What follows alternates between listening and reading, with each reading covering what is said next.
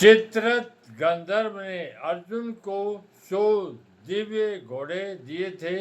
इन घोड़ों में ये विशेषता थी कि इनमें से युद्ध में कितने ही घोड़े क्यों न मर जाएं, पर यह संख्या में 100 के 100 बने रहते थे, कम नहीं होते थे।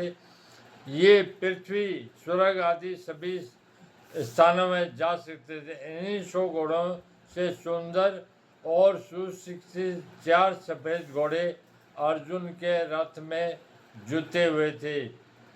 यज्ञों में आहुतिर रूप से दिए गए घी को खाते खाते अग्नि को अजीर्ण हो गया था, इसलिए अग्निदेव खांडव वन की विलक्षण जड़ी बूटियां खाकर जलाकर अपना अजीर्ण दूर करना चाहते थे।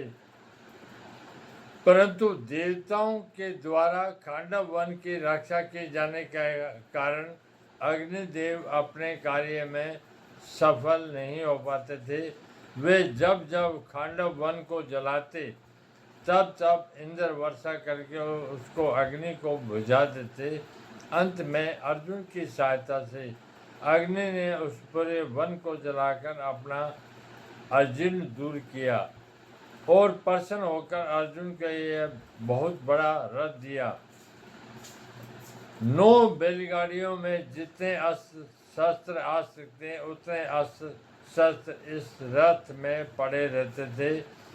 यह सोने से बना हुआ और तेजोमय था। इसके पहिए बड़े ही दृढ़ और विशाल थे। इसकी ध्वजा बिजली के समान चमकती थी।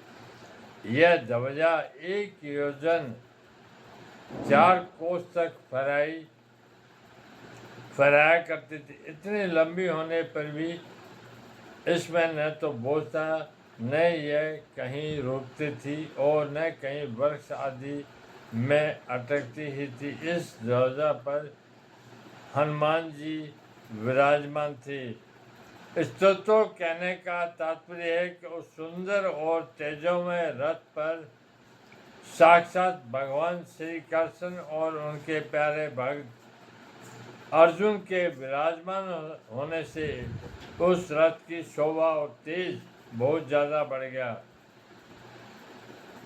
माँ नाम लक्ष्मी का है और धव नाम पति का है, अतः माधव नाम लक्ष्मी पति का है।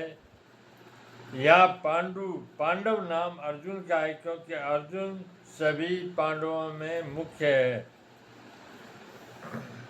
अर्जुन नर के और श्री कृष्ण नारायण के अवतार थे।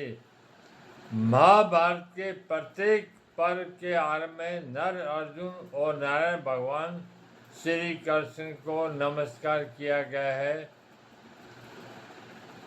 इस दृष्टि से पांडव सेना में भगवान श्री कृष्ण और अर्जुन ये दोनों मुख्य थे। संजय ने भी गीता के अंत में कहा है, जहाँ योगेश्वर भगवान श्री कृष्ण और गांडीव धनुषधारी अर्जुन रहेंगे, वहीं पर श्री विजय विभूति और अटल नीति रहेगी। भगवान श्री कृष्ण और अर्जुन के हाथों में जो शंख थे वे तेजोमय अलौकिक थे। इन शंखों को उन्होंने बड़े जोर से बजाया। यहाँ शंका हो सकती है कि कौरव पक्ष में मुख्य सेनापति पितामह भीष्म, इसलिए उसका सबसे पहले शंख बजाना ठीक ही है। परंतु पांडव सेना में मुख्य सेनापति दुष्टदुम्न के रहते हुए भी सारथी बने हुए भगवान श्री कृष्ण ने सबसे पहले शंख क्यों बजाया? इसका समाधान है, भगवान सारथी बने चाहे महारथी बने, उनकी मुख्यता कभी मिट नहीं सकती। वे जिस किसी भी पद पर रहे सदा सबसे बड़े बने रहते हैं, कारण कि वे अच्युत है, कभी च्युत होते नहीं। पांडव सेना में भगवान श्री कृष्ण ही मुख्य थे और वे ही सबका संचालन करते थे। जब वे बाल्य अवस्था में थे उस समय भी नंद उपनंद आदि उनकी बात मानते थे। तभी तो उन्होंने बालक श्री कृष्ण के कहने से परंपरा से चली आई इंद्र पूजा को छोड़कर गोवर्धन की पूजा शुरू कर दी। तात्पर्य है कि भगवान जिस किसी अवस्था में जिस किसी स्थान पर और जहाँ कहीं भी रहते हैं वहाँ में मुख्य ही रहते हैं।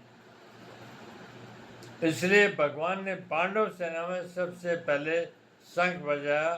जो स्वयं छोटा होता है वही ऊंचे स्थान पर नियुक्त होने से बड़ा माना जाता है। अतः जो ऊंचे स्थान के कारण अपनों को बड़ा मानता है वह वास्तव में छोटा ही होता है, परंतु जो स्वयं बड़ा होता है वह जहाँ भी रहता है उसके कारण वह स्थान भी बड़ा माना जाता है। जैसे भगवान यहाँ सारथी बने हैं तो उनके कारण वह सारथी का स्थान पद भी ऊंचा हो गया।